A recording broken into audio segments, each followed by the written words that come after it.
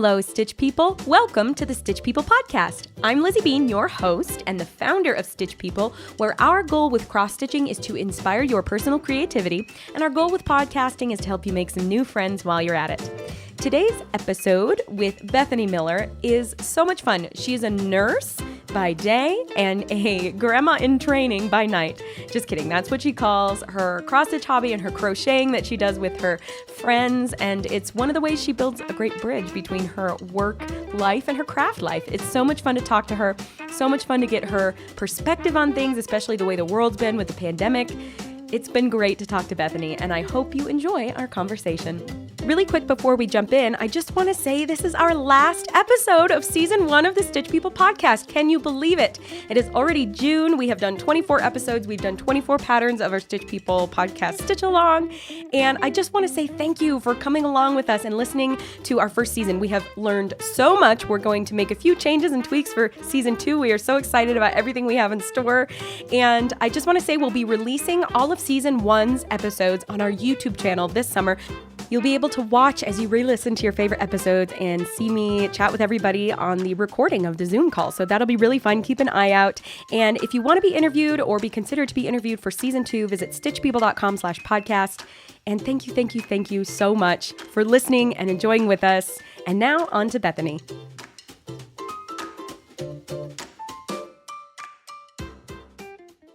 Bethany, thank you so much for being here today and for taking the time to chat with me for the Stitch People podcast. Yeah, for sure. Thanks for having me. Where are you calling from? I'm calling from Richmond, Virginia. Richmond, cool. Capital of the great state. Are you from there originally, like born and raised? I was born in North Carolina. Okay. And then my parents moved us and I was about 10. So more or less at this point, I would pretty much consider myself a Virginian. As a 10-year-old, it was the end of the world to move across the state. But I'm really thankful at this point. Like, I love it here. It's great. What do you love about it? Well, in my opinion, Richmond is like the perfect city. Okay. Because it's not a big city. So love that. It's pretty small. City vibes, but not size. Overwhelming. City vibes, but like my neighborhood, which is 5 minutes from downtown, is like feels pretty quiet and there's not always people outside and it's kind of nice. Love that. But it's 2 hours to the mountains, 2 hours to the beach. You can get to DC in 2 hours. You can get to Philadelphia in 4, New York City in 6. Pretty central. You can get down south pretty easily. Yeah. So I think it's just really well positioned. It's a big like foodie town, coffee town. Very cool. Just a lot of fun things to do. That sounds fun. It sounds like a place worth visiting. I have to admit, I haven't done much travel in the South. Spencer and I went to Atlanta back in January and we visited a friend briefly in New Orleans, but before that, Florida was kind of it. Yeah. And we haven't done much by way of like the Carolinas or Virginia. I mean, I've done the Virginia stuff that's like DC, that like you pop over and see the sites, but it's not really Virginia. Is Virginia still very like proudly the South? I know historically it has been. Ooh, it's like very... I don't think it's very Southern. People might destroy me for that, but I'm sure it depends who you ask. I mean, like being born in North Carolina, that's like very much more of the South. For sure. And then like whenever I meet people from Georgia, Alabama, Mississippi, I'm like, oh, like that is not my experience. Like, just different the whole vibe. Like Southern hospitality. Yeah. Like people are friendly here, but I wouldn't say it's like it is really down South. So it's kind of like a mix, but Richmond, was like the capital of the Confederacy. Right, so there's a lot of like historic ties to the South. But as far as like atmosphere and culture, I would say it's more, I don't know. It's not really Northern culture either. It's a weird hybrid. Just right in the middle. Well, that's why I was wondering, because I know, historically Virginians very proud, George Washington, Robert E. Lee, just like Virginia. And that it has been so historically, but like I said, we drove our RV through Virginia. It's beautiful. Yeah. At least the highways are beautiful. But yeah, I think it's so interesting how places, change and grow over time. That's very cool. So tell me a little bit about your family. Do you have a partner? Do you have any kids? Do you have any pets? What's your living situation like day to day? So I'm married Huzzah. And we don't have any kids. So my husband and Travis and I live in our house. We do have a fish. We have 12 fish. Nice. In our fish tank, but no other pets. I love fish.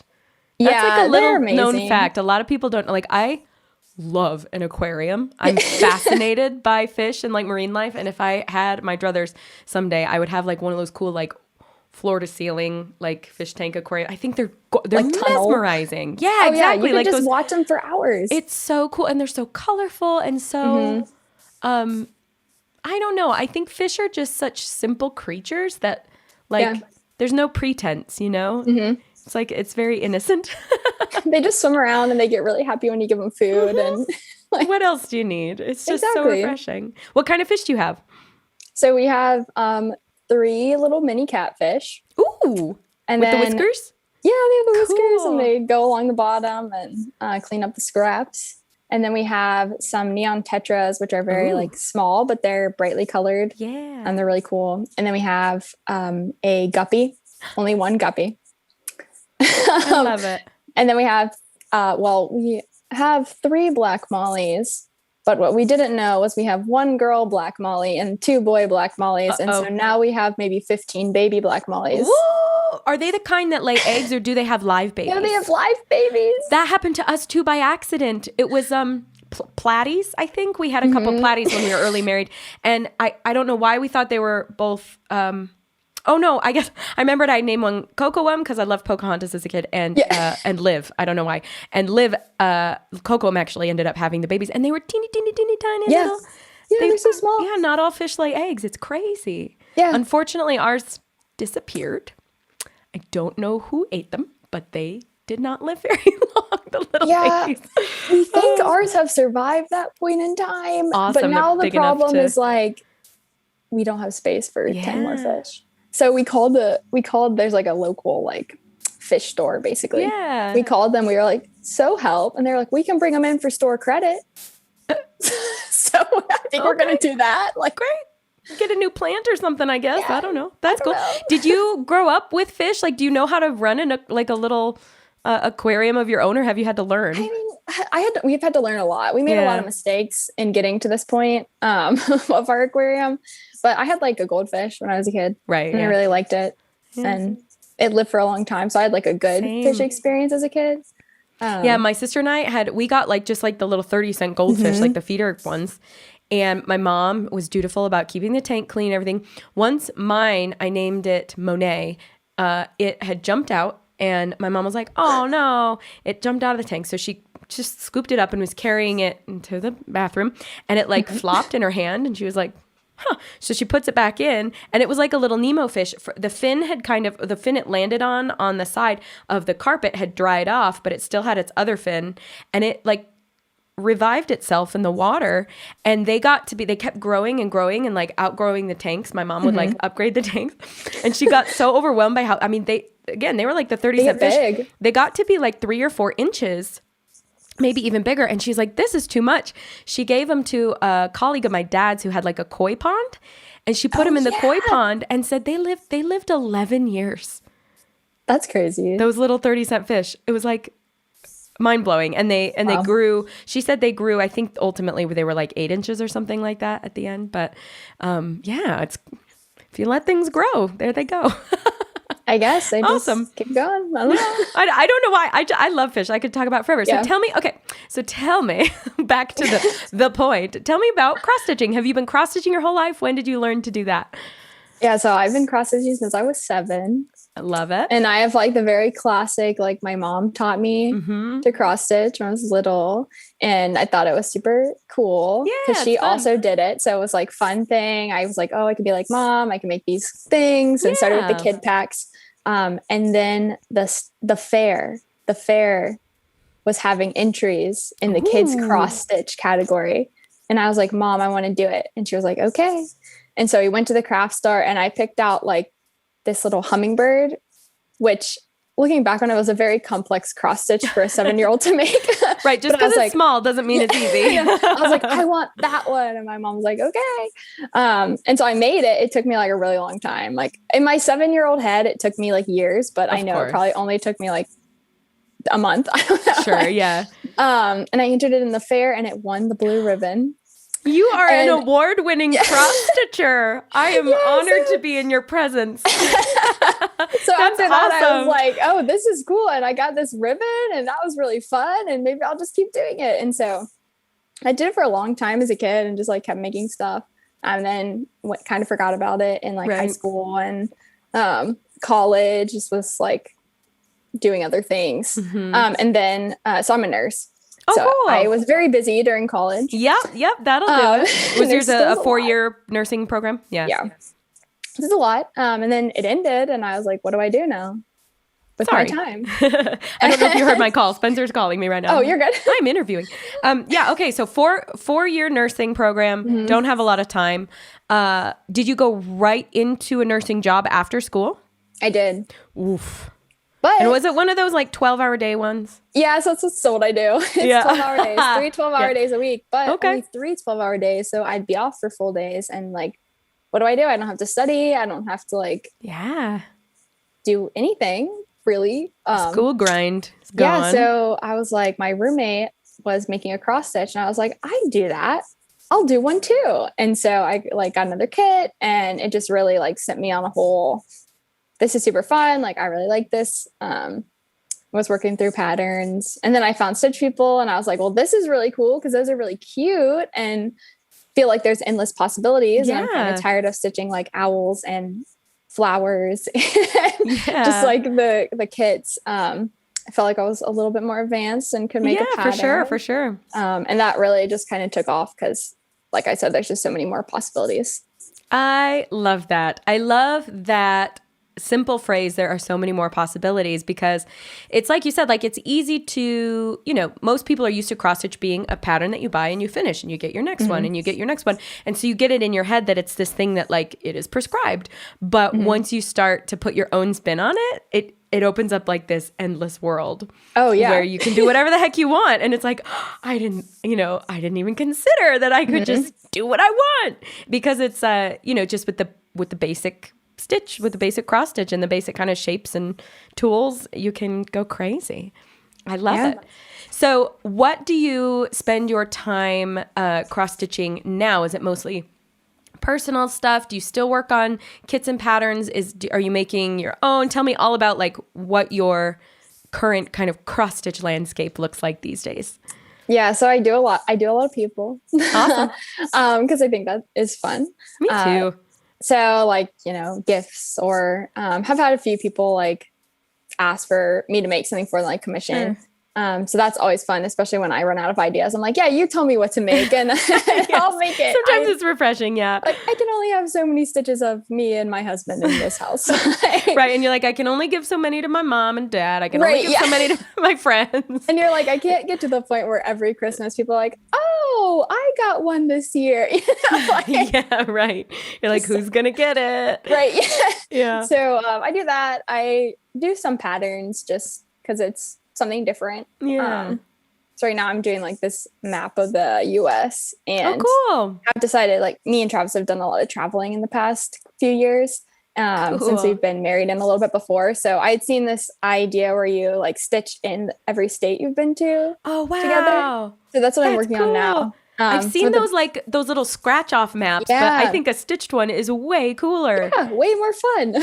I love that. So that's kind of what I'm doing right now. I'll do patterns occasionally, like I said, just to break it up, but it's kind of like whatever. Yeah, I love that. You're just open to kind of whatever the next inspiration is. So tell me a little bit about your travels. Where have you been to? Yeah, so any highlights? Oh my goodness. So one of the biggest things was my brother-in-law and sister-in-law. My sister-in-law's in the Navy. Oh, and so they had to move from Texas to California. And when they did that, they were like, hey guys, we think this could be a really fun opportunity, and invited, so it's only Travis, my husband, and he has one brother. So they invited us and his parents on a road trip. Ooh. And so like Texas to California, spent almost like a week and a half, probably. Cool. Just going everywhere. We did a lot of national parks, did a lot of hiking, a lot of driving. Yeah. So we hit a bunch of states. Awesome. So we did a bunch of parks, a bunch of states. I've been to California several times because of them. They live in San Diego. Nice. And then also this summer we took a trip up the East Coast to Massachusetts for a wedding and did some stops in between. That's a gorgeous area for a wedding. I tell you what. Oh yeah. What season was it? Like a springy fall? It was in the summer. Nice. Oh, perfect. But it was in like the Berkshires. It was beautiful. It wasn't as hot there as it was here. So it was just really, really fun. Really beautiful. Ah, cool. So have you done, have you done the South as well? Because you're kind of from Virginia, Not North Carolina? as much. Like, haven't gone down and around. The thing is, I have done a lot more of the South by myself. But we decided, I was like, should I stitch all the places I've been myself? And I was like, well, if this is kind of like an us thing, I can't just, start marking. You got to start a separate map for yourself. Yeah. I love that because I'm an advocate of a solo trip. I tell you what, yeah. I'm like all for it. But yeah, no, if you've got a thing, you got to do the thing. That's great. Yeah, I didn't feel like the heart behind the stitch to this. That's great. What's next on your list? Oh my goodness. I really want to go to Seattle. That's a beautiful area. I've only been a couple times, but it struck me as, since you've been to Massachusetts, and I'm curious if any listeners would agree, but I've spent my summers in Maine as a kid. And I mean, if you think about, I guess it's the latitude of where Washington is to Maine. Whenever I visited Washington, it's been a very bizarre feeling because the landscape feels very much like Maine, like lots of pine trees and like similar temperature. And so like the climate is very similar. Yeah. So it's like my body feels very familiar there, but the culture and the energy is very different. Yeah. Because it's like, like these high tech, Amazon's there. And it's just like super populated college towns, tech companies, just real kind of urban city vibes in Seattle versus Maine is like, old colonial 13 colonies, like old school America, rural, especially where I spend my time with my family is more rural. But yeah, it's a really cool place to go. I definitely recommend it. I mean, I've only spent probably cumulative like 6 or 7 days of my life there. It's not like I'm an expert, but it's enough to get a taste of a place. Yeah. How great. So you mentioned your husband comes from a small family. How about you? Do you have very many siblings? I have 2 siblings. Oh, nice. Okay. So I'm the oldest. I love it. 2. And they actually both still live local to great. Richmond. So are they very crafty too, or are you kind of the sole crafter in the family? I'm the sole crafter. Love that. They didn't get those genes. Does you said your mom taught you, so she was kind of crafty at least. Yeah. Okay, so a little bit of like passing it down. That's always nice. Yeah, for sure. My siblings were more. I feel like they're more like the sports people.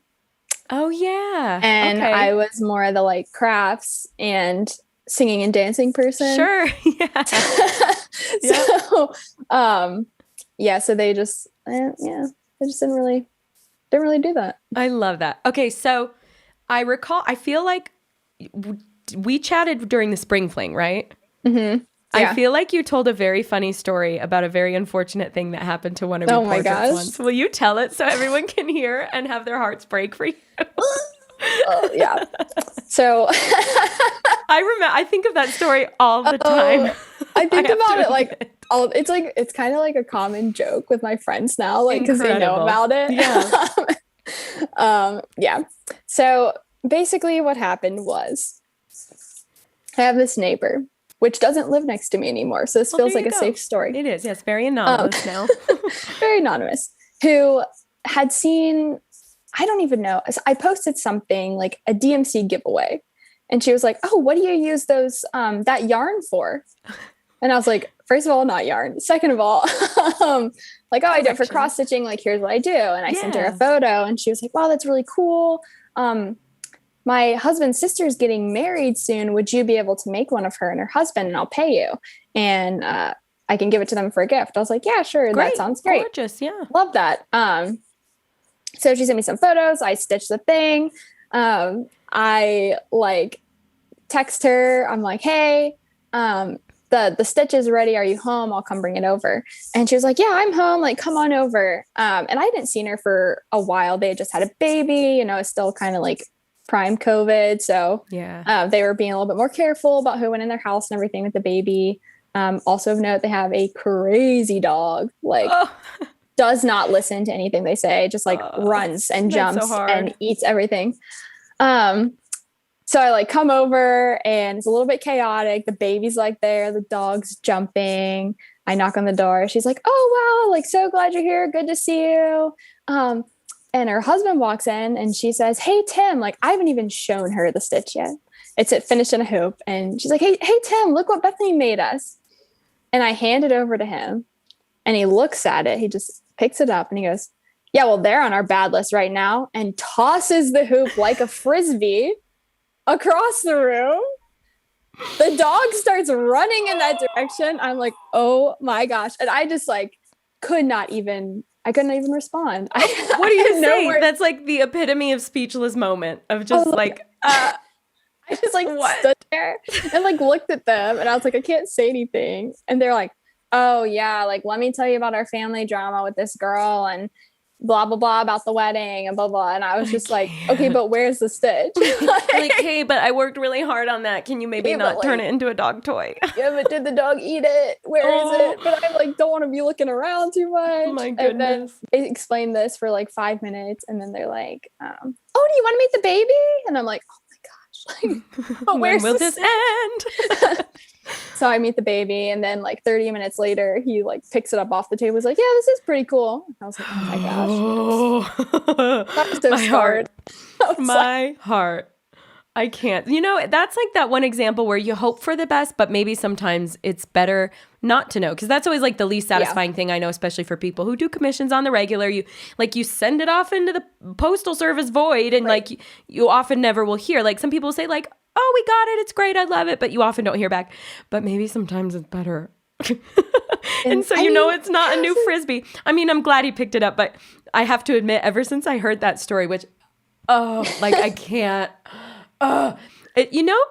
This is one of those moments where you realize after the fact what you should have said. And I feel like there are some great opportunities there for jokes about like, I will meet your baby after you pick my baby off the floor now. Thank you. Like, that's what it feels like. But often if I'm like getting frustrated on a project or something, I'm like, I'll just turn it into a Frisbee. Like I think about it all the time. Travis was like, at least he immediately knew who it was. Right. Yes. At least it was recognizable. Like at least it was well done. Silver linings. Yeah. So bad. I'm sure everyone listening at home is just writhing because I can't imagine. And especially it just goes to show that like people don't know what this takes. The amount of time it takes to stitch it, the amount of preparation and planning and oh my gosh, like whoa. Yeah. I feel like I was trying like extra hard on this one too because I was like, it's like someone I don't know that well. Yeah. And it's not even going to her, it's going to like her relative. So like they have no context of who I am. It's not like I gave it to my mom and it's sentimental, whether it's good or not. And so I was like, and she likes it even more because she knows you and that you made it. Like that does help you. Like this is hours. Yes. This is hours of sitting here and listening to your yappy dog next door.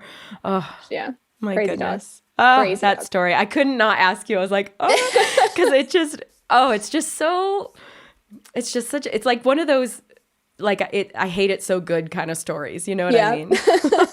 I'm sorry it happened to you. But like he said, or you said, he picked it up at the end and acknowledged, and that's something. So yeah. On a happier note, do you have a favorite portrait you've ever stitched?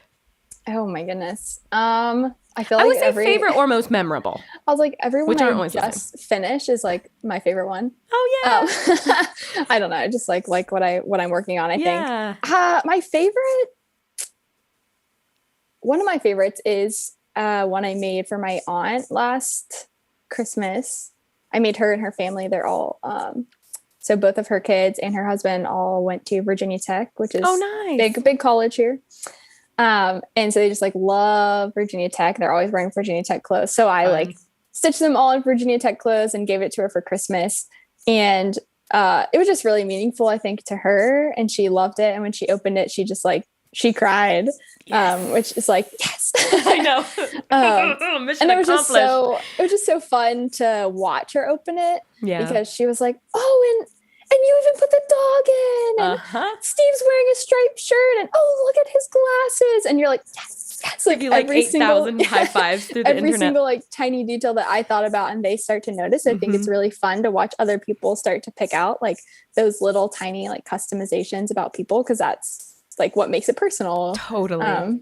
It's not just and like it's so validating, because like sometimes I get to thinking that like I'm very observant and I like to pick up on these little details, and like I don't know, it's something like I do think that about myself, and it's something that I like about myself. And so it's nice when like somebody notices that you noticed, especially in that context where you like you noticed it, you thought about it, you figured out how to put it in the portrait, and it's like, yes.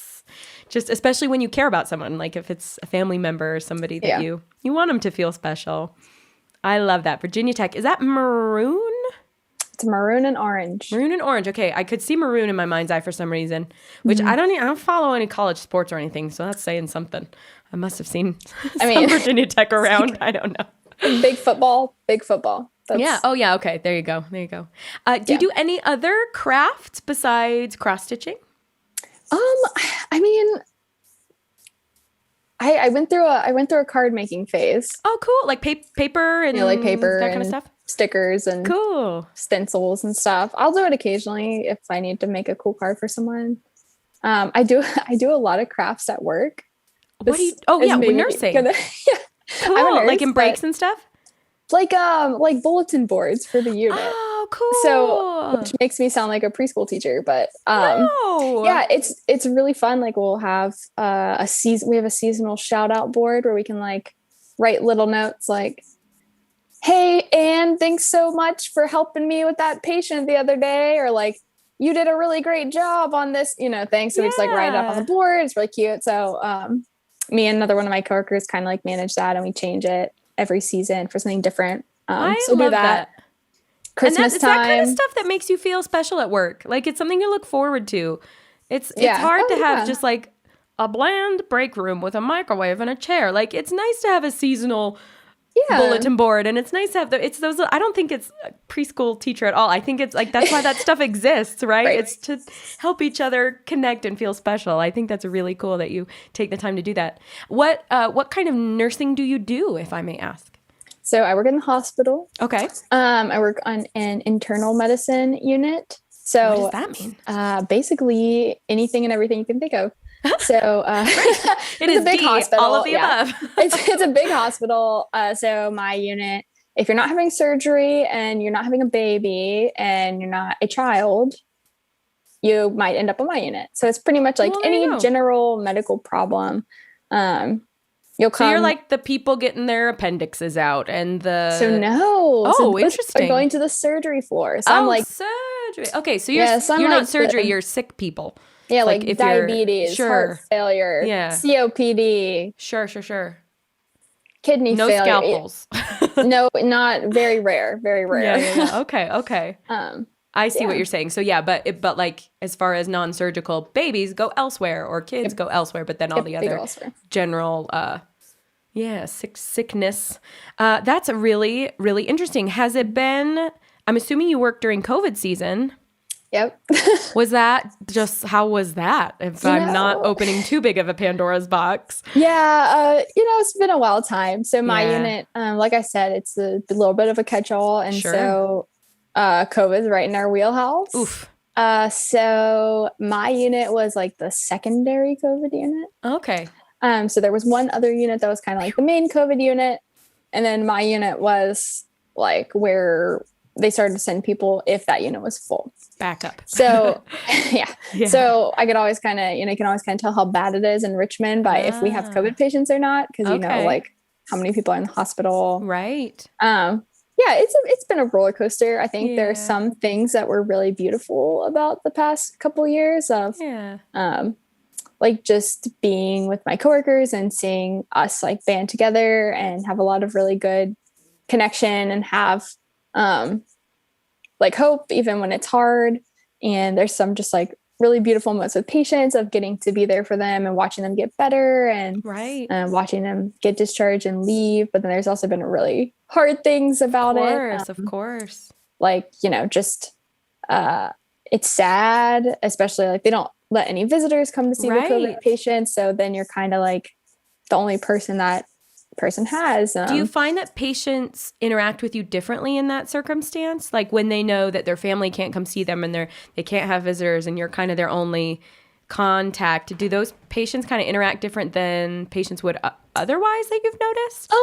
I think maybe a little bit. I also think maybe some of the people who got really sick from COVID, like weren't necessarily people who had been in the hospital as much. Like, oh, interesting. So like, I mean, they have like medical problems, but like some of our other patients are there every month. Right. Yeah. They're always there. Complications with something. Yeah. And then they're just sickly people, or I think COVID is something that maybe knocked down some people who that's not their norm. Yeah. And so I think those people were a lot more appreciative of like what we do. Oh, right. Because it's not just like a given that, see you next week. I know. Yeah. Oh, see you next interesting. time. So yeah, I love that that's your takeaway, that they're more appreciative of you, because I would also imagine that people who aren't there a lot are like more nervous because it's something they're not used to, and that they're more scared. For sure. But how cool that because it's new to them that they are so aware of you and what you're doing for them in such a different and tangible way. That's really special. So like I think it's really astute that like, sorry, I didn't mean to interrupt. I think there's like a 1 second delay. Yeah. I think it's really astute of you that that one of your biggest takeaways is that there's like a lot of really beautiful things that happened. Because I know that there was a lot of like hospital burnout, medical field, like it's a hard thing to do. And so yay for your bulletin boards and banding together and sharing things. It's really good. Yeah. I mean, that all is real too. Like, I don't want to belittle that aspect of it. Oh, for sure. It has been really hard. And I think there are a lot of really hard things. And, even now it's just like, remember the days when someone new sent us a lunch every day? Like, that was nice. That was like March 2020. And now it does kind of feel like there's more and more that we just do and people don't really care anymore. So I think that's been hard, and it has been like a tough season, but I just don't think that we should look at hard things and only see hard. Like, I think there's a lot of beauty in hard things as well, and a lot of hope. And so you don't have to always be in the negative. Yeah, I like that. Yeah. I like that. Growth is never comfortable. That's right? True. Like, so, I mean, if I always think about it's a symbol for a reason, I guess, but it's a typical one. A caterpillar becoming a butterfly has to scrunch itself into its tiniest ball and wrap itself in a chrysalis, is a word I know, that it can't move. It can't do anything. Like how less comfortable could you be? And that's what's required to like become something even bigger and more beautiful, right? And I think that it's easy to focus on like, oh, I can't move. Oh, I'm so uncomfortable. And not like, wow, I've grown these beautiful wings, Yeah. Oh, I love that. So how else do you sort of like bridge the gap between your stitching and your work life or your crafting in general? I know you said you do bulletin boards. Have you ever made any portraits for coworkers or anything, or patients or anybody you work with? I did make one for one coworker because we do like a Secret Santa every year. Fun. And I got her. It's one of like my very first one. So I'm like, can I remake that for you? I have thought about that myself. Some of my earlier ones, like I would do it differently. Yeah, I'm like, can I do it again? Yeah. I'm sure she or he wouldn't be mad. She wouldn't. New present, like, oh, thank you. Like, okay. I did have the other night we had what I like to call Grandma 101 night. Ooh, which me and my other coworker hosted together. She's a big crocheter. And it's basically where you come to my house and you bring your grandma activity and we all do them together. So I love that. And we both offered like, hey, if you don't have a grandma activity, like I'm willing to teach you how to cross stitch and Hannah's willing to teach you how to crochet. So that is so much fun. And if you want me to tell you what supplies to get, I'll tell you and we'll do it. And it was super fun. It was really cute. We had tea and I was gonna ask that because I ordered tea with a friend the other day and he goes, "You are 137 years old," and I was like, "I like tea, okay. I don't want caffeine right now. I just want my peppermint tea. Jeez, don't at me. Yeah, tea at a bunch of 30-something grandmas. I love it. Grandmas. Yep. It It was fun. It was great. Yeah, it's great. There's something to doing that in a group setting, a sip and stitch or whatever it is you want to call it. And just like, there's somebody that I chatted with recently, was it? Oh, it was Kate. She mentioned that she's got ADHD. I have it as well. And she said that often it helps her to focus on work, just being in the same room as someone. Like not even working on the same activity necessarily or keeping track of one another, looking over each other's shoulder. Like none of that, just having someone else around. And I think when it comes to work, that can be really helpful. But even when it comes to just crafting or just doing an activity in general, it's nice to just have something to work on, something to progress on, something to give input and feedback with each other. That's so great. I love that. And now I also think it like bridges the gap a little bit of like conversation. Like I think people are more willing to be open about like themselves and their life when they have something to work on, like with their hands.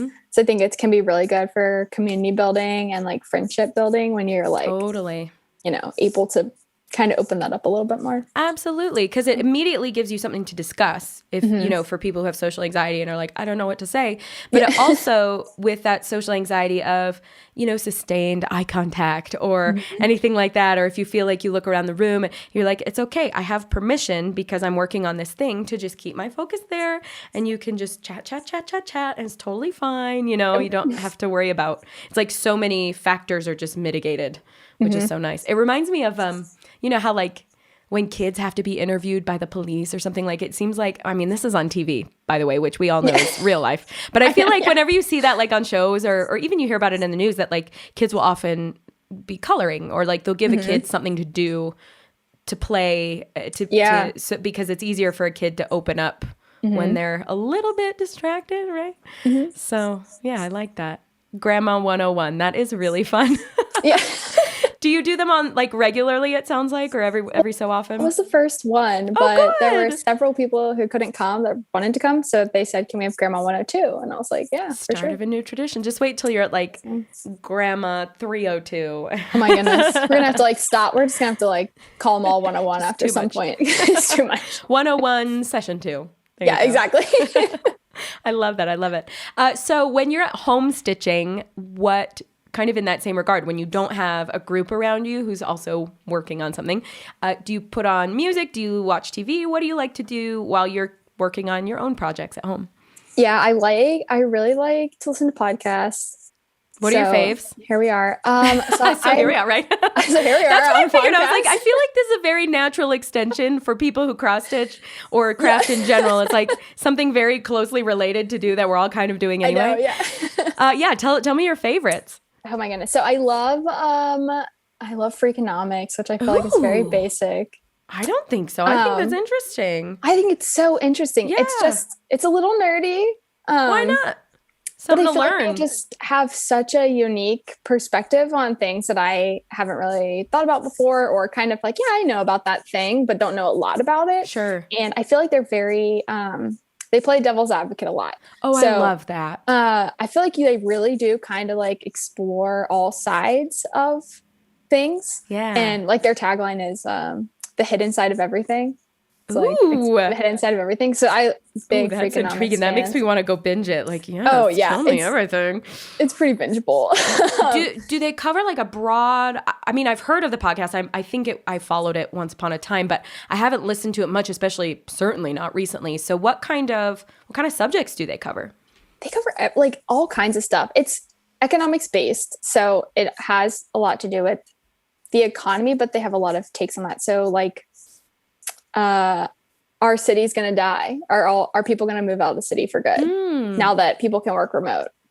Like what implications will that have on our society? Or one of my favorite ones was talking about like meat substitutes, like Beyond Burger and stuff like that. And basically how, is it actually better for the environment to have those things? Or is it actually worse for the environment to have those things? And what's the monetary exchange? And it was so interesting. Right, because they often say meat has a lot of carbon emissions, just like methane producing cows. But how many gallons of water, how much electricity does it take to make break a plant down to create a meat substitute? Is that kind of and how many plants do we have to grow? Interesting. Versus like land used for cattle. I have to ask, did they talk about crickets in this episode? I don't remember anything about crickets. Because this reminds me, I can't remember what it was, but that cricket protein is a more sustainable, viable option as a protein substitute for red meats and animal consumption, and that a lot of countries do eat bugs, but especially Americans in Western societies have a really hard time wrapping their head around it. But you can grind it into protein powder, and it's but if it's done clean and sustainable, it's theoretically no different than any other protein source, but it's just this weird psychological what? I'm sorry, what? Correct. Okay.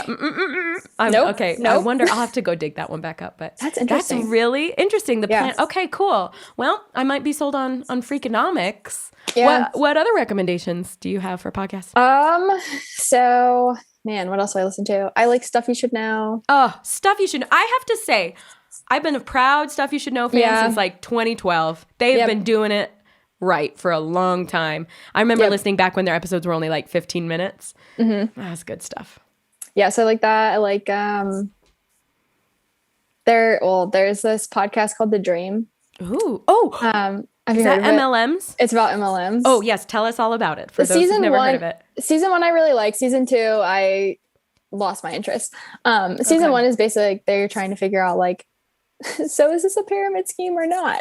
Sure, yeah. Basically, what are these all about? How did they come to be? Why are they so popular now? What's kind of the deal with these MLMs? And the journalist basically just uses her time to go take a deep dive. She joins one. She does all this stuff. Very interesting. Very interesting. I also feel like they take a very unbiased view and are actually really too. They're really trying to sort things out. So that's one of my all-time faves. I'll recommend it to everyone. Yeah, it's fascinating. And especially being in Utah, so many MLMs are started and run from Utah, which is this really interesting phenomenon. And I don't know if it's a full episode, but they definitely address it at one point, kind of in depth, why is it, what is it about Utah that lends itself to it? And of course, there's a lot of cultural ties to, the Mormon church has a strong population here, and, they send people out on missions. So they get used to going door to door and selling things, and just talking about things becomes very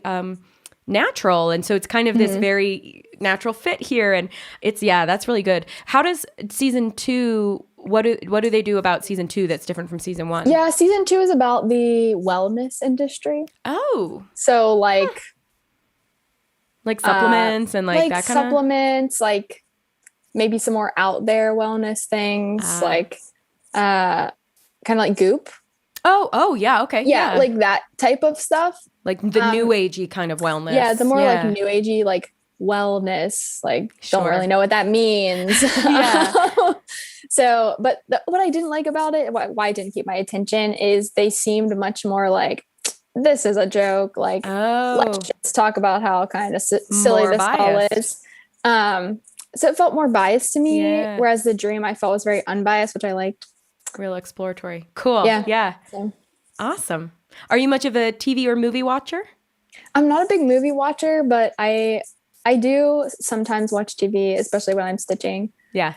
Or doing. I'm not a good silence person. Me neither. When I'm at home, so I'm like to have a podcast on or a show on in the background, even if I'm not really I'm not really watching this, but just kind of it's there. I can kind of tune in. Yeah, something to listen to.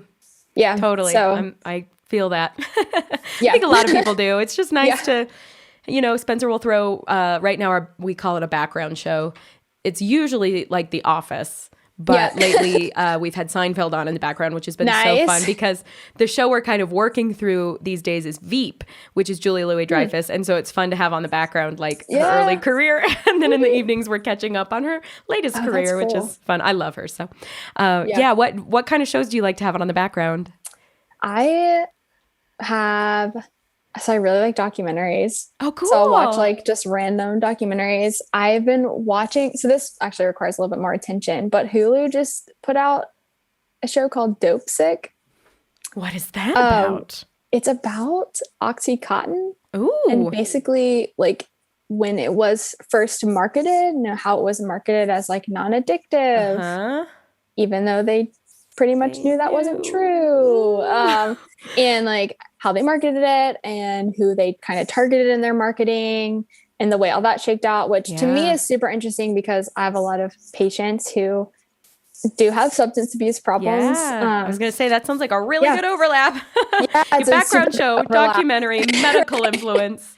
Perfect. So, and it's fiction. It's fiction based on a real story. But it's been super interesting to see. So I like to watch that. More lighthearted, I really, really love The Masked Singer. Like shamelessly love The Masked Singer as a background show. I've only seen an episode here or there, but from what I could tell, like, what a cool premise. What is it about it that you like? I just like the whole idea of like trying to guess who these people are. How does it work? So everybody, do they get to choose their own costume? So they get to choose their own costume, and it's like a running thing. So they have a certain amount of characters. They all have their costume, and they sing a song every week, and they give clues about who they are. And their voice is distorted when they're talking, but when they're singing, it's not. Oh, interesting. So you're getting their like real voice, and people still can't guess. Like it's up to the judges, right, to guess. It's up to the judges to guess them. And then basically every week they like vote on who was their favorite, the audience that's there, the live audience, and the judges vote. And then whoever got the least amount of votes gets unmasked. They have to take their mask off. And the judges have to guess. But it's hard. Like, it's hard to tell. Interesting. Even they've been getting some like more famous singers on in recent years, but they're like good singers, so they'll disguise their voice or so they do make an effort to make it. Oh, so they try to trick them a little bit. Right. Yeah. Oh, cool. Because the point is to like be the last man standing. Right. Yeah. Oh, I remember the one episode, I've seen a couple, but the one that stuck with me was, I think, season 1, very early on. I was watching it with some friends here. Again, we're just south of Salt Lake City. And it was, I can't remember what the mask was, but his clue was like a rainbow jacket. And I think he got the least amount of votes because they guessed that it was Neil Patrick Harris. Yeah. Because of the, like, LGBT flag. And it was Donny Osmond being the coat of many colors because he toured as Joseph in the Amazing Technicolor Dreamcoat. And we were all like, it's so obvious because Donny Osmond's like a local hero in Utah. So like we knew. We're like, no! He was one that I could guess. I was like, I know this voice. I know this guy. I know him, I have to admit, most from Mulan. Disney's Mulan. No, that's how I guessed too. I was like, I just like in my head, I'm like, let's get down to business. It's so that timbre is like, so, he's got such a crispy, clean sound. Yeah, I love that. The Masked Singer. We don't watch a ton of reality shows, but I know a lot of people who do just because they're fun and like just a good time. And I feel like that's really appealing. I think I need more of that in my life. Yeah, it's just lighthearted and it's a very good background show. Yeah, exactly. You don't really have to pay attention that much, but it's kind of fun. And yeah. There you go.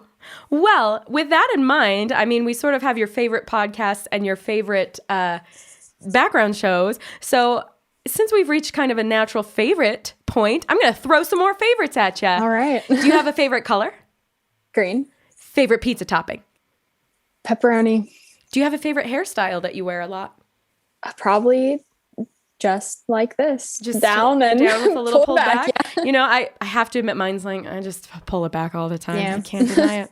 Do you have a favorite, you've been traveling a lot. Do you have a favorite travel destination you've been to? I loved Sequoia National Park. Cool. The big trees. California, right? Mm-hmm. Yeah. Yes. Oh, the redwoods, right? Are there? Sequoias. So all sequoias. Oh, okay. Not the redwoods, but very similar. but still bigger. Giant. That's bigger, very cool. Actually. Really? Huge. Mm-hmm. Well, hot diggity. That's very cool. Yeah. Do you have a favorite season of the year? I like fall. But do you have a favorite holiday that isn't in fall? Or are you a Halloween gal? I'm not a Halloween gal. I'm a Christmas gal. Same. It's just so sparkly. You just can't. Just twinkle lights and glitter. I know. Yeah, it's great. Okay, would you rather take a walk on the beach or up in the mountains? Oh, that's really hard for me.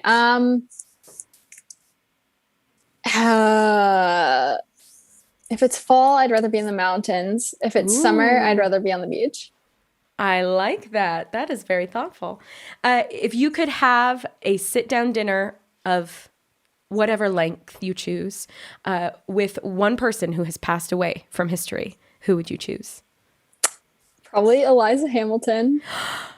I love that. I love her. Tell me why. Well, I love Hamilton. It's great. It's just great. I was a late adopter. I wanted to hate it. I wanted to be skeptical. And then I hadn't even really listened to it. My sister, we visited her in England. We went to the West End and saw it. And I was like, well, that's the most amazing thing I've ever seen. So like, dang it. Yep. So that's kind of what introduced you to the Hamiltons in general. To the Hamiltons. And sure. I've done a lot of just reading about Eliza. And I'm so, first of all, I think she's the actual Hamilton the Hamilton's referring to. She's a hero. About her. Spoiler alert. She's a hero. Yeah. And I just have read so much about her. I think it's so beautiful how the fact that she was able to have so much like forgiveness and grace towards Alexander and then continue to like ensure that his legacy survived because she knew that was important to him is like amazing to me. I love that. I love that so much. What a great note to go out on. Bethany, thank you so much for chatting with me today. Is there anything else you want to say or share as we wrap up here today? Yeah, I don't know. I guess I'll be listening to Stitch People podcast now while I'm stitching. So. Let me know your feedback. That's to everybody too. If you have any feedback or thoughts, we want to hear it. We want to make it as fun and interesting as possible, especially, with great guests like Bethany today. So thank you so much.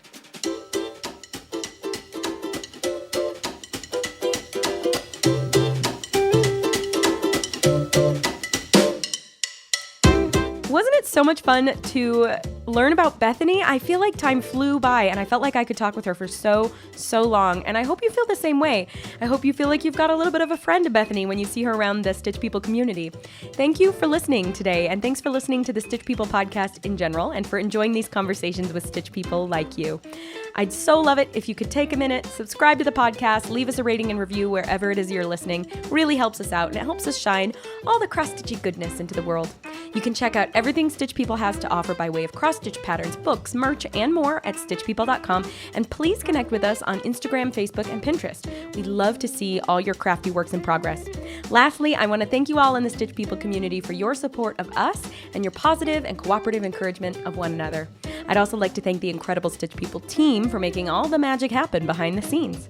Our fully licensed jazzy tunage was created by Jonathan Boyle, and our sound designer who makes us sound so very good is Brandon Yost. Have a wonderful day, my friends. Happy stitching.